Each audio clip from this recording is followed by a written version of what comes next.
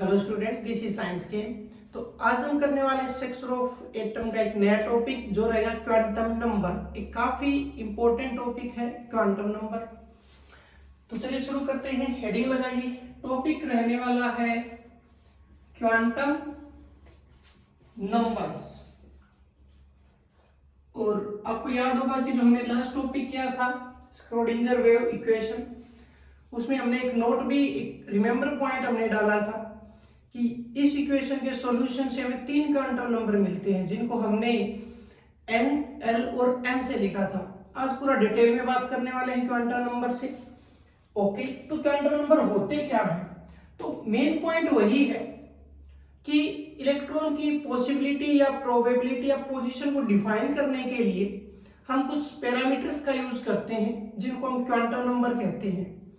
ठीक है, तो वही उसका डेफिनेशन बनेगा, यानी कि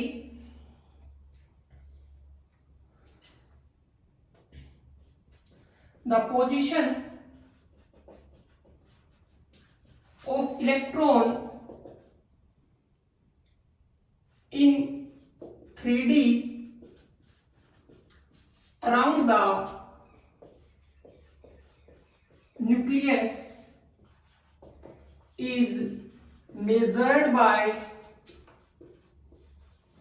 क्वांटम नंबर्स। उसकी जो पोजीशन है इलेक्ट्रॉन की 3D स्पेस में, जिसको हम एटॉमिक ऑर्बिटल, और हमने एक टर्म और भी पढ़ा था इलेक्ट्रॉन क्लाउड, जो न्यूक्लियस के चारों तरफ होता है 3 डिग्री स्पेस XYZ डायरेक्शन में होता है, वहां पर उसका एक एग्जैक्ट पोजीशन पता लगाने के लिए हम क्वांटम नंबर का यूज करते हैं। अब क्वांटम नंबर होते क्या है तो थोड़ा सा उस बारे में जान लेते हैं। यहाँ पे हम 3 तो हमें मिलते हैं स्क्रोडिंजर वेव इक्वेशन से, तो वो चाहे तो हम एक यूजफुल पॉइंट बना सकते हैं अपने आंसर के लिए। और एक 4th क्वांटम नंबर और आ जाता, तो टोटल क्या होते हैं 4 set of quantum number. Total कितने रहेंगे? 4 सेट रहेंगे क्वांटम नंबर के। क्लियर? 4 कौन कौन से रहेंगे अगर जानना शुरू करें तो सबसे पहले आता है प्रिंसिपल क्वांटम नंबर। कौन सा आता है? Principal quantum number. उसके बाद आता है नंबर 2 पे एजीमुथल, या हम बोल सकते हैं एंगुलर क्वांटम नंबर, ये सेकंड होता है। फिर एक थर्ड आता है जिसको कहा जाता है मैग्नेटिक क्वांटम नंबर। क्लियर? और एक लास्ट नंबर 4। तो ये जो तीनों थे ये तो हमें मिलते हैं स्क्रोडिंजर वेव इक्वेशन से। क्लियर? हालांकि हमने इस इक्वेशन का पूरा सॉल्यूशन वगैरह हमें करना नहीं, अदरवाइज हम ये सीख भी लेते। 4th होता है स्पिन क्वांटम नंबर। क्लियर? ये 4 क्वांटम नंबर होते हैं। ओके, तो प्रिंसिपल क्वांटम नंबर को अल्फाबेट N से रिप्रेजेंट किया जाता है, एंगुलर के लिए L यूज किया जाता है, मैग्नेटिक के लिए M भी लिख दिया जाता है या ML भी लिख दिया जाता है। क्लियर? और स्पिन क्वांटम नंबर के लिए स्मॉल s का यूज किया जाता है। तो ये 4 क्वांटम नंबर होते हैं जिससे हमें एक अलग अलग तरीके का इंफॉर्मेशन, हर क्वांटम नंबर एक अलग इंफॉर्मेशन देगा, जो इलेक्ट्रॉन से जुड़ा होगा, जो एटम के स्ट्रक्चर से जुड़ा होगा। और हमें जब पूरा इंफॉर्मेशन, जब चारों क्वांटम नंबर हम डिस्कस कर लेते हैं तो हमारे पास एक अच्छी डिटेल आती है इलेक्ट्रॉन से रिलेटेड। क्लियर? तो हम इनको 1 बाय 1 डिस्कस करते हैं। ओके, तो सबसे पहले जो बात की जाएगी वो बात की जाएगी प्रिंसिपल क्वांटम नंबर की। क्लियर? 1 बाय 1 डिस्कस करेंगे, अलग अलग पढ़ेंगे। ओके, तो सबसे पहले हम बात करने वाले हैं नंबर 1, वो रहेगा प्रिंसिपल क्वांटम नंबर। क्लियर? अब प्रिंसिपल क्वांटम नंबर है क्या? तो देखो, एक बेहतर आंसर बनाने के लिए क्या होगा, डिनोटेड बाय n। किससे हम डिनोट करते हैं इसको? अल्फाबेट n से हम इसको डिनोट करते हैं। देखो, हमें 2 से 3 चीजों का ही पता लगाना है। डिनोट हम किससे करते हैं, रिप्रेजेंट किससे करते हैं, और ये क्वांटम नंबर हमें क्या बता रहा है, इससे हमें क्या इंफॉर्मेशन मिलेगी, क्लियर। तो ये क्या करेगा, टेल अबाउट द सेल, जो हम सेल पढ़ते हैं, कि tell about the shell number and हम क्या बोल सकते हैं, एनर्जी और साइज ऑफ सेल। ये इंफॉर्मेशन कहां से आता है, प्रिंसिपल क्वांटम नंबर n से आता है। यानी कि जो n होगा उसके कुछ वैल्यूज होंगे, उससे हमें क्या पता चलेगा, सेल के बारे में पता चलेगा, क्लियर। तो n का वैल्यू आप सभी को पता ही है, किससे स्टार्ट होता है, 1 से, जिसको हम क्या बोलते हैं, k सेल। फिर 2 होता है, उसको हम l बोलते हैं। 3 होता है, उसको हम m बोलते हैं। और फिर 4 तक जाता है, जिसको हम n बोलते हैं। बेसिकली में 4 डिस्कस करते हैं, लेकिन काउंटिंग आपको पता आगे जा सकता है, k l m n o p ये जा सकता है, क्लियर। तो n का वैल्यू 1 से शुरू होता है। सेल है वो अल्फाबेट हम लिखते हैं, k l m n alphabets का यूज किया जाता है, ओके। और अब बात करें अगर एनर्जी की, किसकी बात करें, एनर्जी की, तो आपको याद होगा ये हमने बोहर मॉडल में भी डिस्कस किया अच्छे से। तो वही आना है कि -13.6 Z square divide by n square electron volt की बात होगी, क्लियर। और अगर ऑर्डर ऑफ एनर्जी की बात करें, ठीक है, ऑर्डर की बात करें तो हमें पता है k का एनर्जी सबसे कम था, फिर l था, फिर m और n। ये सारी चीजें, ये पूरा कैलकुलेशन एनर्जी का आपको याद हो हमने कहां पर डिस्कस किया है, हमने डिस्कस किया है बोहर मॉडल के अंदर। अच्छे से हमने प्रॉपर कैलकुलेट किया है। सबसे ज्यादा वहां पे हमने जो डाटा निकाला वो हाइड्रोजन के लिए निकाला है, क्लियर। तो ये है प्रिंसिपल क्वांटम नंबर की डिनोट किससे कर रहे हैं और हमें क्या बताता है, क्या इंफॉर्मेशन आती है इलेक्ट्रॉन के लिए, ठीक है। यानी कि ये चीजें तो ऑलरेडी जानते भी थे, बस हमें इनको इनके साथ जोड़ना है, क्लियर। और साइज का ऑर्डर भी वही रहता है जो एनर्जी का रहता है, ठीक है, कि k का साइज छोटा होगा, फिर l आ जाएगा, फिर m आ जाएगा और उसके बाद n आ जाएगा, क्लियर। अब आते हैं हम नंबर 2 पे, ठीक है। और ये जो नंबर 2 है हमारा, ये कौन सा हो जाएगा, हम एजीमुथल भी लिख सकते हैं और हम एंगुलर भी लिख सकते हैं, जो ठीक लगे वो आप अपने लिख सकते हैं। तो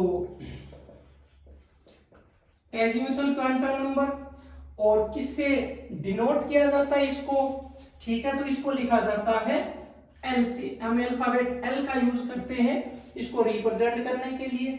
और ये हमें क्या बताता है, यहाँ पर एक नई चीज आती है, ठीक है। ये क्या बताता है, about the subshell, about the subshell के बारे में हमें ये बताता है।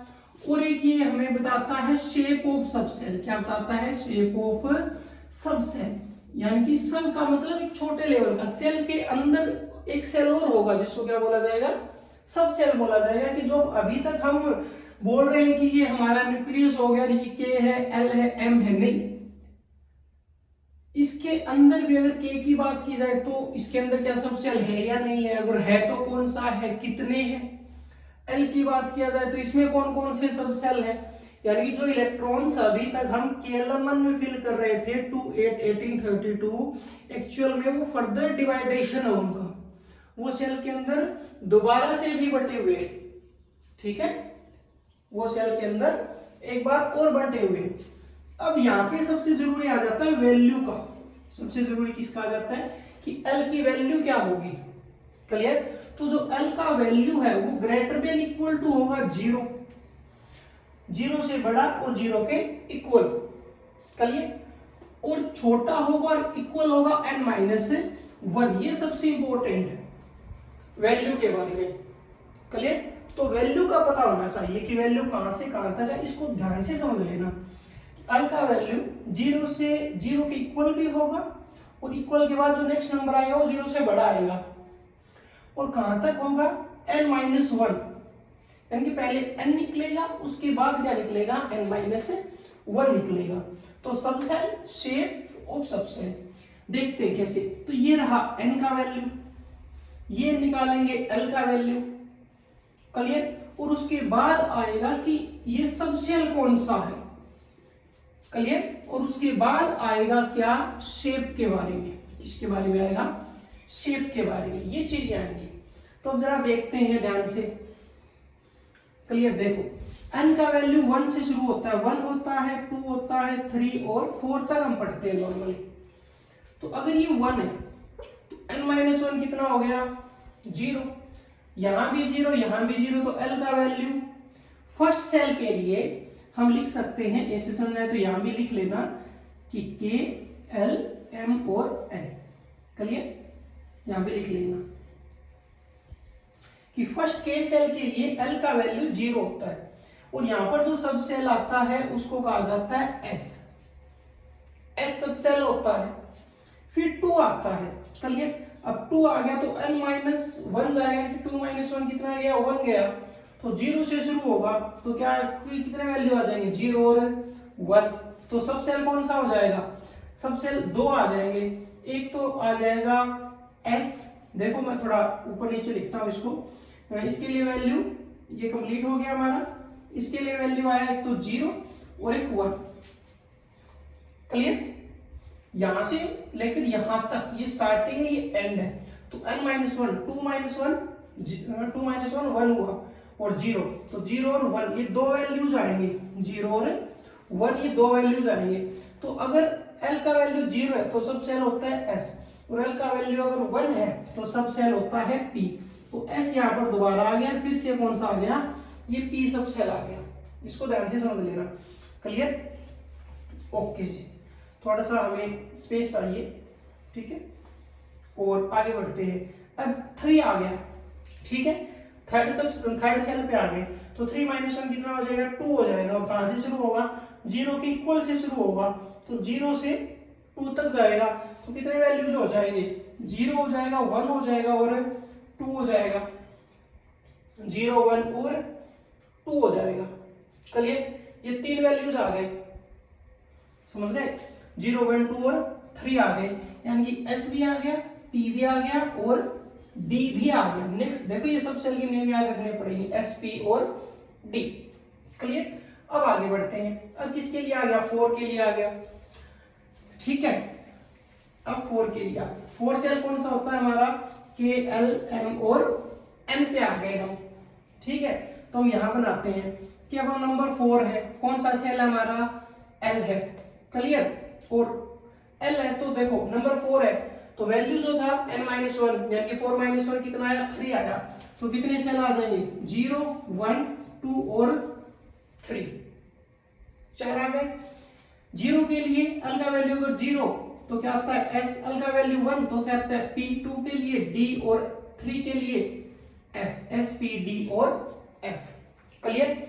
अगर स्टार्टिंग इतना बड़ा टेबल नहीं करना चाहते, अगर इतना बड़ा टेबल आप नहीं करना चाहते तो सीधा सा एक पॉइंट और बता देते हैं, डायरेक्ट लिख देते हैं, डायरेक्ट लिख देते हैं कि ये l का और ये क्या लिख देते हैं, सब सेल। तो l के वैल्यूज 0 से शुरू होंगे, एक बार यहां से समझ लो, 0 1 2 और 3 तक पढ़ने हमें। l का वैल्यू 0 तो सब सेल हो जाएगा s, l का वैल्यू 1 तो सब सेल हो जाएगा p, 2 के लिए d, 3 के लिए f। ये 4 होते हैं, ये कितने होते हैं, 4 सब सेल हमें पढ़ने हैं। 4 ही हमने सेल पढ़े, 4 ही हमने क्या पढ़े, सब सेल। l का वैल्यू कहां से शुरू होगा, 0 से, कहां तक जाएगा, 3 के लिए, ठीक है। अब ये तो है शॉर्ट में, ये हमने किस में कर लिया, एक शॉर्ट फॉर्म में कर लिया इसको हमने। एक्चुअल में एक ऐसा दिखता है, वो ये बात है कि अगर फर्स्ट सेल के लिए हैं तो l 1 है तो 1 के लिए l का वैल्यू 0, फॉर्मूले वैल्यू याद रखना, l greater than equal to 0 less than equal to n-1। तो 1-1 0, तो 0 आया, 0 से शुरू, 0 पे खत्म। 2 के लिए 2-1 तो 1 आया, तो 0 से शुरू होना है तो 0 और 1, कल यहां से एक फॉर्मूला हम बना सकते हैं, यहां से हम एक फॉर्मूला और बना सकते हैं, और वो फॉर्मूला क्या आ जाएगा, वो फॉर्मूला मैं यहां लिख देता हूं, क्या कि नंबर ऑफ सेल, ठीक है, मैं लिख देता हूं नंबर ऑफ सेल जितना होगा उतना ही क्या होगा, नंबर ऑफ सब सेल होगा। ये फॉर्मूला लिख लीजिए, number of cell equal to number of सब सेल। समझो, सेल नंबर 1 तो सब सेल भी 1, कौन सा, S, किस वैल्यू के लिए, 0 के लिए। सब सेल कौन सा, 2 तो सब सेल भी 2, S और P कौन कौन सी वैल्यू के लिए, 0 और 1 के लिए। n का वैल्यू 3, सेल नंबर 3 तो नंबर 3 आया तो सब सेल भी 3, S, P और D। नंबर 4 के लिए 4 आया तो सब सेल भी 4, S, P, D और F। तो ये तो है शॉर्ट में टेबल, सिर्फ L की बात करेंगे और सब सेल की बात करेंगे। और ये थोड़ा सा हो गया डिटेल में कि N के साथ कैसे चलेगा L। क्लियर, तो ये 2 टेबल हो गए। ओके, अब देखो मैं शेप यहां लिख देता हूं, पहले आप ये बना लीजिए, यहां से हटा देना इसको और यहां पर बना लेना। शेप की बात करते हैं तो जो S होगा, और ये दोबारा आने वाले हैं, फिलहाल मैं इनकी नेम लिख रहा हूं। हमारा एक नेक्स्ट टॉपिक आएगा कि शेप ऑफ सब सेल, हम सब सेल के शेप पढ़ेंगे, तो हमारा एक टॉपिक आएगा तो वहां पे डिटेल में उठाएंगे। फिलहाल मैं नेम लिख देता हूं, ये होता है स्फीयर, क्या होता है, स्फीयर होता है। क्लियर, P होता है वो होता है डंबल शेप, कौन सा होता है, डंबल शेप होता है। जो D है वो क्या होता है, वो होता है डबल डंबल शेप होता है। और F को क्या माना जाता है, F को माना जाता है कॉम्प्लेक्स, क्या माना जाता है, कॉम्प्लेक्स। क्लियर, ये ध्यान रखना। अब आपसे नॉर्मली कोई पूछ ले कि सब सेल कितने होते हैं, तो फिलहाल हम कितने पढ़ रहे हैं, 4 पढ़ रहे हैं। कौन सी वैल्यू के लिए, 0 से 3 के लिए। क्लियर, 0 के लिए S, 1 के लिए P, 2 के लिए D और 3 के लिए F। ये हो गया शॉर्ट में। और ये इनकी शेप की, S है वो स्फीयर के जैसा होता है, P है वो डंबल होता है, F है वो डबल डंबल होता है और F है वो कॉम्प्लेक्स होता है। अब डिटेल में N का वैल्यू, सबसे पहले N का वैल्यू, N की वैल्यू के बाद L का वैल्यू, फॉर्मूला L का वैल्यू 0 से जाएगा n-1 तक, कहां तक जाएगा, यानी कि L का वैल्यू N से हमेशा एक कम रहेगा। 1 है तो 0 पे रुक जाएगा, 2 है तो 1 पे रुक जाएगा, 3 है तो 2 पर रुकेगा और 4 है तो 3 पर रुकेगा। हमेशा एक नंबर कम होगा क्योंकि क्या है, -1 है। फॉर्मूला क्या निकाल लिया, number of shell is equal to number of सब सेल। कॉमन सेंस में आपसे पूछ ले कि जो M सेल है उसमें कितने सब सेल होंगे, कितने होंगे, तो आपको ध्यान रखना कि M अगर नंबर 3 पे आता है तो उसमें कितने सब सेल होंगे, 3।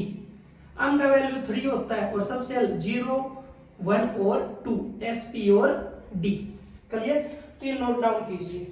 क्लियर, तो ये डिटेल में है, पहले आप ये टेबल बनाइए, उसके बाद आप ये बनाइए। ये फॉर्मूला हमने पहले लिख लिया और एक लास्ट में फॉर्मूला लिख लीजिए। Clear, okay. अब चलते हैं थोड़ा सा आगे, नेक्स्ट पे।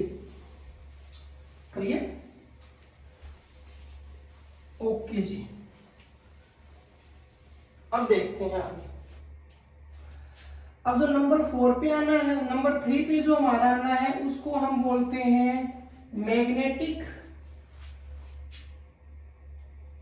Quantum number. Magnetic quantum number अब कौन सा होता है, ठीक है, तो वही पहला कि डिनोटेड बाय, किससे डिनोट करते हैं हम इसको, या तो M लिखते हैं या हम इसके लिए ML लिखते हैं।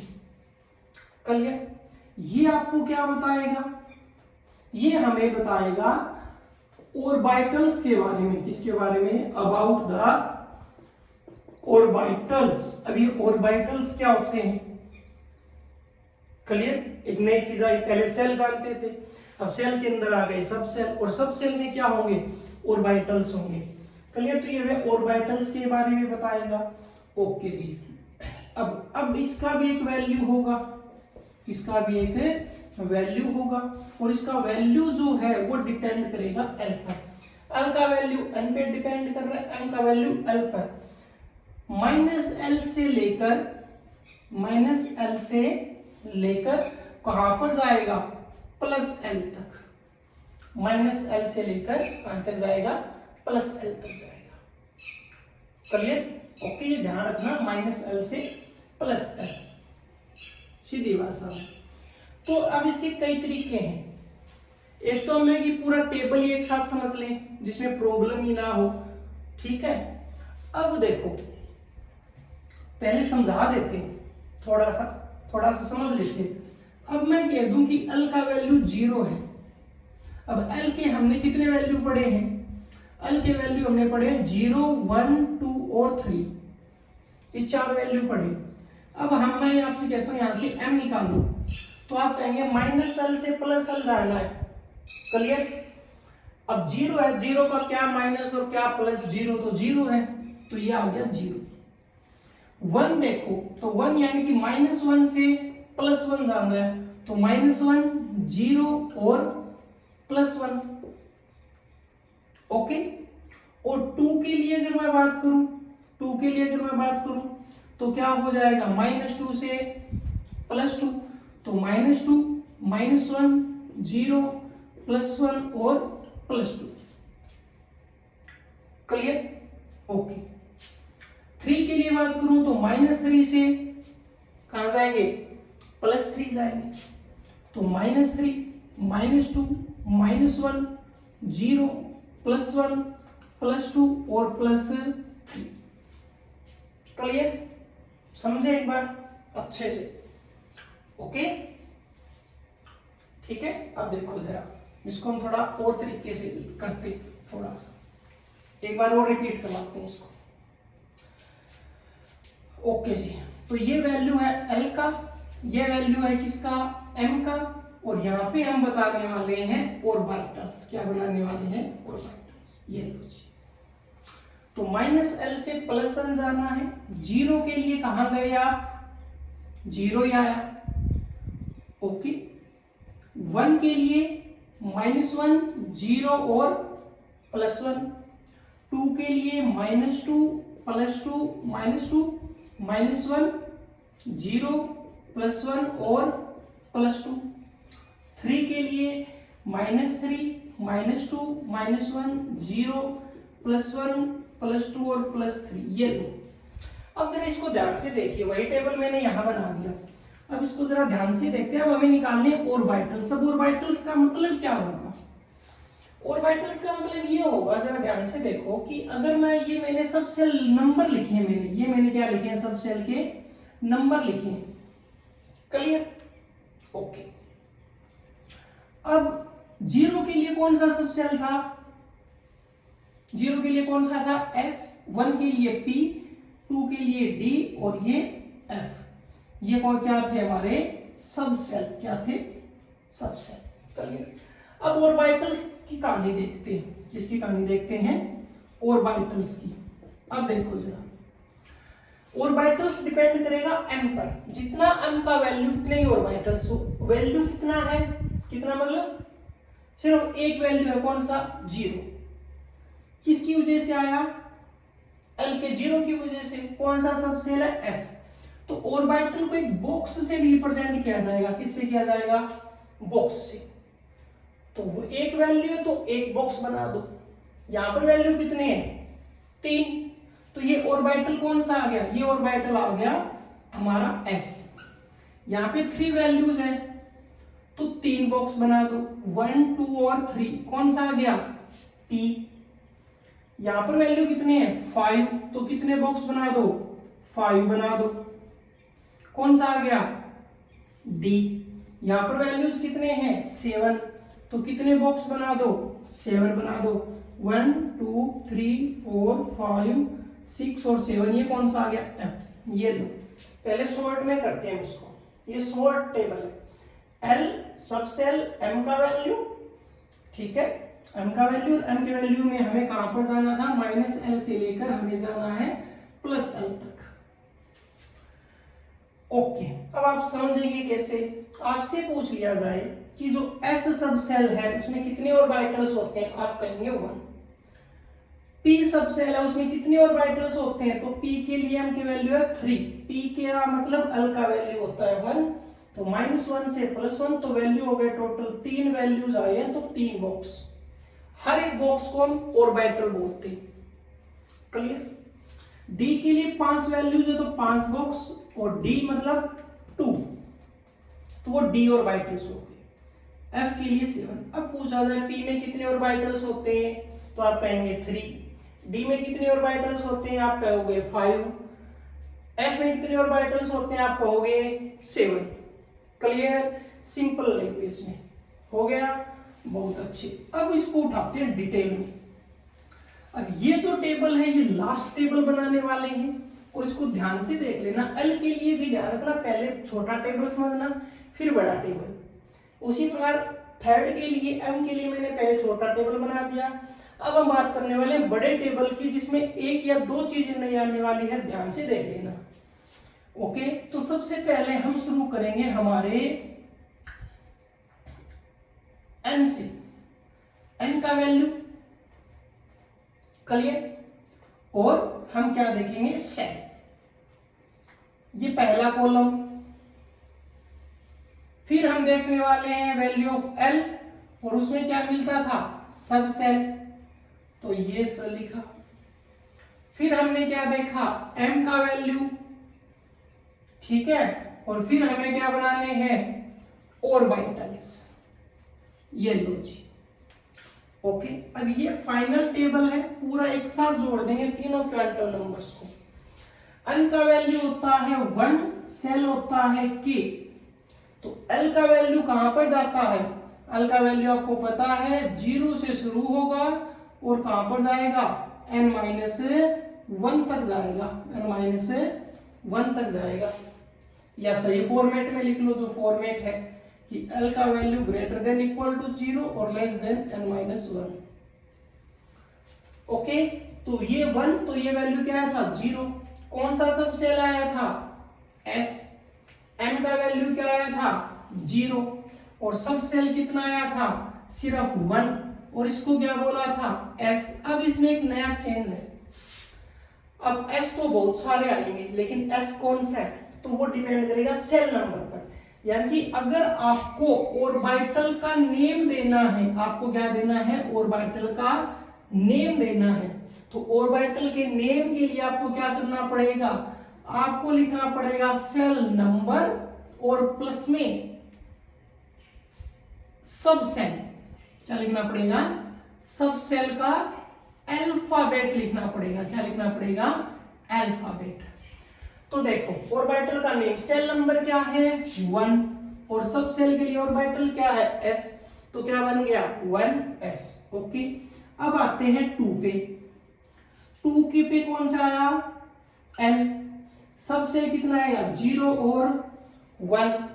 नेम क्या हो जाएगा, s और p। चलो सेपरेट कर देते हैं, यहां पे लाइन डाल देते हैं। ओके, ये इतना ही बनेगा। अब इसमें देखो 0 के लिए 0, तो बॉक्स कितना बनेगा 1। नेम लिखो जरा, कौन सा है 2, और एक है तो s, तो क्या आया 2s। सेम p वैल्यू 1, तो क्या है -1, 0 और +1। कितने बॉक्स बनेंगे, 3 बॉक्स बनेंगे। इसका मतलब क्या आ जाएगा, इसका मतलब आ जाएगा 2p। Clear, okay. अब आते हैं 3 पे। क्या आ गया, m वैल्यू 0, 1 और 2, क्या क्या आ जाएगा, s, p और d। 0 के लिए 0, 1 के लिए -1, 0 और +1, 2 के लिए -2, -1, 0, +1 और +2। समझ आ रहा है। 0 के लिए 1 बनेगा, सब सेल कौन सा चल रहा है, 3, वो सेल चल रहा है 3, तो 3s। p के लिए कितने बनेंगे, 3 बनेंगे, तो क्या आ जाएगा 3p। उसके बाद क्या आ जाएगा, d कितने बनेंगे, 5 बनेंगे, तो क्या हो जाएगा 3d। क्लियर। अब आगे बढ़ते हैं, लास्ट ये आया 4l, n। वैल्यू 0, 1, 2 और 3, s, p, d और f। इसके लिए 0, -1 0 +1 -2 -1 0 +1 और +2 और यहाँ पर और देखो जरा -3 -2 -1 0 +1 +2 और +3। इसके लिए s आएगा, उसको क्या बोलेंगे 4s। p के लिए कितने आएंगे 3, उसको क्या बोलेंगे 4p। d के लिए कितने आएंगे 5, उसको क्या बोलेंगे 4d। और f के लिए कितने आएंगे 7 और उसको हम क्या बोलेंगे 1 2 3 4 5 6 और 7, इसको हम क्या बोलेंगे 4f। ये दो। अब ये कंप्लीट है। अब इसमें बहुत सारे क्वेश्चन बनने वाले हैं, बहुत सारे क्वेश्चन। ओके, n का वैल्यू यानी कि अब जरा समझो, देखो सिंपल भाषा में हम पहले हम न्यूक्लियस बनाते थे और 4 बना देते थे k l m और n, बात हमारी खत्म हो जाती थी। अब एक्चुअल में उसमें सब सेल आगे मैं पूछता हूँ k के अंदर भी कुछ होता है क्या, तो आप कहोगे सर k में सिर्फ एक सब सेल होता है s। फिर मैं कहूंगा l में आप कहोगे सर 2 सब सेल होते हैं जो 8 इलेक्ट्रॉन होते हैं ना, वो 2 जगह बटे होते हैं, कुछ s में और कुछ p में। अब हम इलेक्ट्रॉन्स के बारे में भी सीखेंगे कि इलेक्ट्रॉन्स कितने आएंगे, इलेक्ट्रॉन्स कितने आएंगे। फिर 3 सब सेल m, उसमें हम कितने इलेक्ट्रॉन डालते थे 18, लेकिन वो 18 इलेक्ट्रॉन कितनी जगह डिवाइड होते हैं 3 जगह, क्लियर। और आगे n, उसमें कितने आ जाएंगे 4, क्लियर। हमने अभी एक नॉर्मल सा फॉर्मूला पढ़ा था कि number of shell is equal to subshell. तो देखो जरा, सेल 1 सब सेल भी 1, सेल नंबर 2 सब सेल भी 2, सेल नंबर 3 सब सेल भी टोटल 3, सेल नंबर 4 सब सेल भी 4, क्लियर। जितना उनका वैल्यू उतने ही बॉक्स, और बॉक्स को हम बोलते हैं ऑर्बिटल, और ऑर्बिटल का जो नेम है वो किससे लिखा जाता है सेल नंबर, और हम क्या करते हैं उसके अंदर सब सेल का अल्फाबेट। तो जैसे मैंने कह दिया ये 3 है, अब आपको देखो ध्यान से देखो s यहां पर भी है, यहां भी है, यहां भी है, यहां भी है, s ऑर्बिटल 4 जगह है। लेकिन ये पहले का s ऑर्बिटल है, पहले सेल का, ये कौन से का है, ये दूसरे का, ये तीसरे का, और ये चौथे का। अब आपके हाथ मैंने नॉर्मल सा क्वेश्चन पूछ लिया, मैंने लिख दिया 5f का मतलब बताओ। अब आपका दिमाग सीधा सा चलेगा कि सर 5 का मतलब कि सेल नंबर तो 5 है, n का वैल्यू कितना है 5 है, और उसका सर ऑफ ऑर्बिटल है, कौन सा ऑर्बिटल है f ऑर्बिटल है, और f में कितने f सब सेल है और कितने ऑर्बिटल उसमें 7 होते हैं, क्लियर। ओके, तो कुछ इस प्रकार है, तो इसको ध्यान से रिवाइज करना। ओके, तो ये बात है इसके इलेक्ट्रॉन्स के बारे में समझना रहता है। देखो बताने को तो अभी बताया जा सकता है, शॉर्ट में बात कर लेते हैं।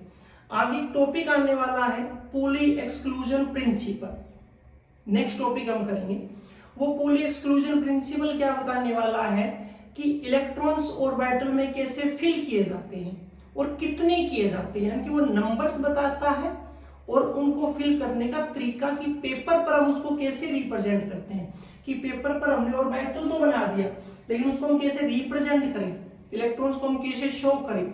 तो फिलहाल हम नंबर्स के अकॉर्डिंग समझते हैं। तो पोली एक्सक्लूजन प्रिंसिपल के अकॉर्डिंग वन ऑर्बिटल के अंदर, एक ही ऑर्बिटल के अंदर कितने इलेक्ट्रॉन आते हैं, सिर्फ 2 आते हैं। अब जरा समझो इस बात को, हालांकि वो टॉपिक नेक्स्ट है, हमने इतना बना रखा है तो हम समझ लेते हैं।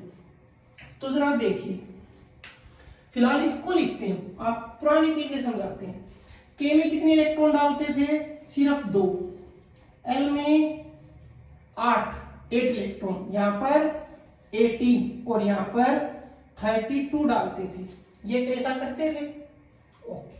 अब ये कैसे हुआ, तो एक ऑर्बिटल के अंदर देखो यहां पे लिख देता हूं, एक सिंगल ऑर्बिटल के अंदर वन जो ऑर्बिटल है वो क्या लेगा, वो लेगा सिर्फ 2 इलेक्ट्रॉन। कितने लेगा, 2 इलेक्ट्रॉन। अब जरा इसमें देखो, 2 इसके, या तो मैं यहां लिख दूं या मैं यहां लिख दूं, क्या कहीं भी हम लिख सकते हैं।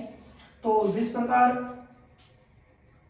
यही लिख लेते हैं सब सेल में, तो सिर्फ s है तो कितने इलेक्ट्रॉन आएंगे 2, इसमें एस में कितने ऑर्बिटल होते हैं? देखो इसमें कितने इलेक्ट्रॉन फिल किए जाएंगे? 2, इसमें भी 2। पी में एक बॉक्स में 2 आते हैं, एक ऑर्बिटल में 2 आते हैं, तो ऑर्बिटल कितने हैं? 3। ऑर्बिटल कितने हैं? 3। तो कितने इलेक्ट्रॉन हो गए? 3 multiply 2 is equal to 6 electron. तो टोटल कितने इलेक्ट्रॉन आ गए? 6। एस में 2, पी में 6, डी में कितने ऑर्बिटल होते हैं? 5। तो कितने इलेक्ट्रॉन आ गए? 10। यहां पर 2, 6 और 10। और एफ में कितने ऑर्बिटल होते हैं? 7। एक में 2 इलेक्ट्रॉन, तो 7 मल्टीप्लाई 2 कितने आ गए? 40 आ गए। अब टोटल जोड़ो जरा, टोटल जोड़ो कि एस में आए 2, तो यहाँ पे तो टोटल है नहीं, तो हमें ध्यान रखना के में 2, तो उसमें एक ही सबसेल है एस, तो वो दोनों उसमें आ गए। एल में 8 इलेक्ट्रॉन आते हैं, एल में सबसेल होते हैं 2, तो एस में 2 आएंगे, पी में 6, तो 6 और 2 कितने हो गए? 8। यानी कि ये 8 इलेक्ट्रॉन 2 जगह बटे होते हैं, एस में और पी में। एन को देखते हैं, 18 इलेक्ट्रॉन है, 18 इलेक्ट्रॉन 3 जगह डिवाइड होते हैं, एस, पी और डी। एस में 2, पी में 6 और डी में 10 आ गए 10 इलेक्ट्रॉन। टोटल कितना हो गया? 10, 6 और 16 और 18। और ये 32 इलेक्ट्रॉन 4 जगह डिवाइड होते हैं, 2, 6, 10 और 14। टोटल करोगे तो कितना आएगा? 32 आएगा। समझ गए? तो जो इलेक्ट्रॉन हम KL1 में लिख रहे थे अभी तक, वो एक्चुअल में अलग अलग सब सेल में डिवाइड होते हैं। क्लियर? हाँ, एस चाहे किसी का 1s हुआ तो भी 2 इलेक्ट्रॉन, 3s हुआ तो भी 2 इलेक्ट्रॉन। नंबर हमेशा 1 ऑर्बिटल के लिए कितने इलेक्ट्रॉन आएंगे? सिर्फ 2 इलेक्ट्रॉन। 1 ऑर्बिटल में हमेशा 2 इलेक्ट्रॉन। अच्छा, एक चीज और समझ लेना, एक रह गया हमारा पॉइंट, कि ये जो हमने निकाला था m हमने निकाला, ठीक है, मैग्नेटिक क्वांटम नंबर हमने निकाला।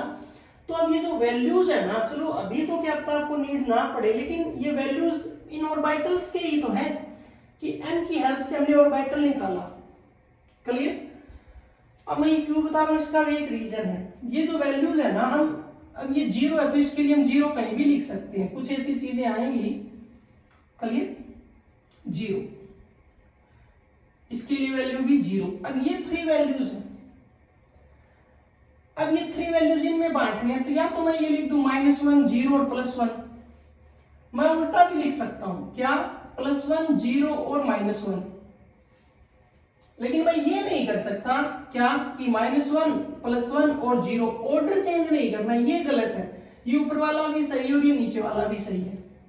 उसी प्रकार ये हो जाएगा, ये हो जाएगा। इसमें मैं यहां से लग सकता हूं -2, -1, 0, +1 और +2, या मैं अपोजिट भी चल सकता हूं, +2, +1, 0, -1, -2।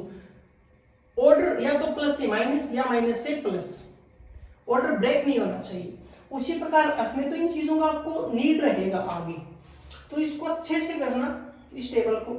तो 3 क्वांटम नंबर हमने कर लिए। अब हम देखते हैं लास्ट को, जो बहुत ही आसान होगा। क्लियर? वो बहुत ही आसान होने वाला है। ओके, उसको हम बोलते हैं स्पिन क्वांटम नंबर। क्या बोलते हैं? स्पिन क्वांटम नंबर हम उसको बोलते हैं। ठीक है, उसको हम रिप्रेजेंट किससे करते हैं? एस अल्फाबेट से रिप्रेजेंट करते हैं। हम देखते हैं वो हमें क्या बताता है। क्लियर?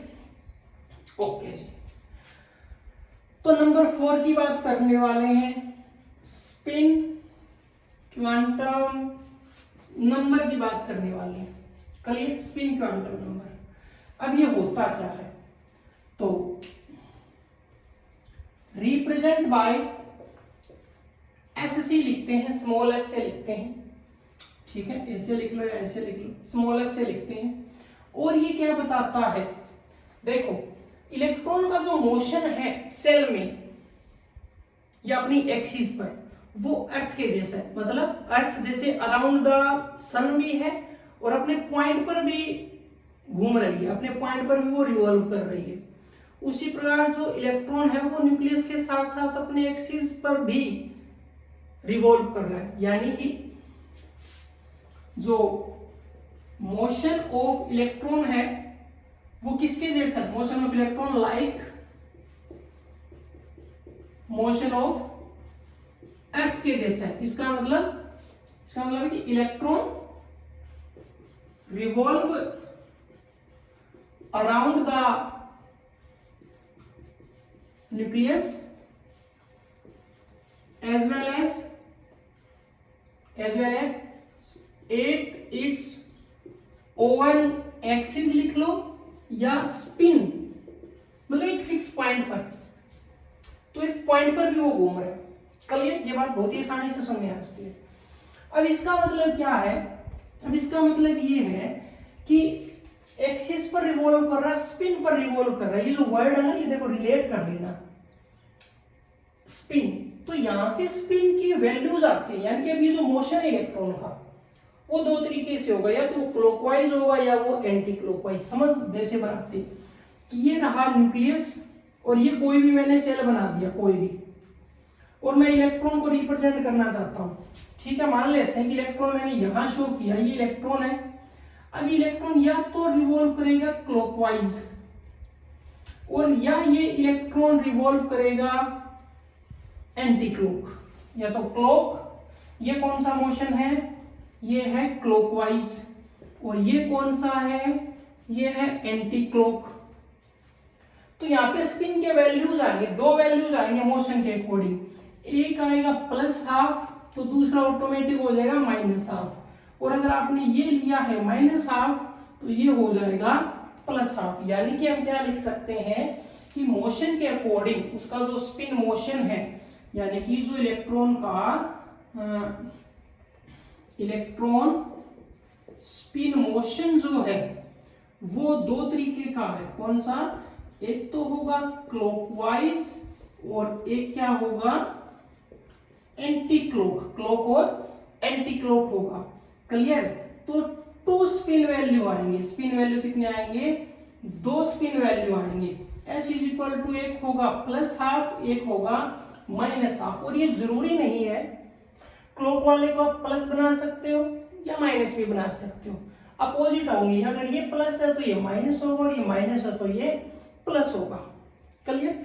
अब एक पॉइंट और आता है छोटा सा, जो नेक्स्ट उसी से जुड़ा हुआ है, पुली एक्सक्लूजन प्रिंसिपल से। देखो ये अपोजिट स्पिन है, मतलब अगर दो इलेक्ट्रॉन है, मान लो मैंने एक ऑर्बिटल बनाया, क्लियर, और इस ऑर्बिटल में मैंने दो इलेक्ट्रॉन फिल कर दिए। क्लियर? यानी कि आप ये समझ सकते हो कि जो ऑर्बिटल है ये पूरी तरीके से फुल है, दो आ सकते थे, दो आ गए। तो यहां पर एक निकलता है इसका मैग्नेटिक मोमेंट। क्या निकलता है? मैग्नेटिक मोमेंट, और वो आता है जीरो। क्या आता है? जीरो। इस बात का मतलब ये है कि इस ऑर्बिटल में जो दो इलेक्ट्रॉन डालने हैं उनकी स्पिन देखी जाएगी। एक की प्लस है तो दूसरे की माइनस, पहले की माइनस तो दूसरे की प्लस, एक दूसरे का अपोजिट है। और प्लस हाफ और माइनस हाफ आपको पता है क्या होता है? जीरो। तो अगर कोई ऑर्बिटल फुल है तो उसका मैग्नेटिक मोमेंट क्या आता है? जीरो आता है, क्योंकि दोनों इलेक्ट्रॉन के स्पिन अपोजिट होंगे, पहला प्लस तो दूसरा माइनस होगा। तो ओवरऑल जो उनका सम है वो क्या आ जाएगा? इक्वल टू जीरो आ जाएगा। क्लियर?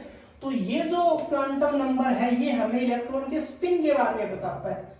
ठीक है, यानी कि हम यहाँ पे लिख सकते हैं क्या बताएगा? About the electron spin motion. Clear? Electron का स्पिन कौन सी साइड है, वो उसका मोशन कैसा है। तो देखो ये ओवरऑल का हमारा क्वांटम नंबर एक अच्छा टॉपिक है, काफी हमने आराम से इसको समझा है, वीडियो लेंथी भी हो गया होगा, तो इसको अच्छे से कंप्लीट करना है। मिलते हैं नेक्स्ट लेक्चर में।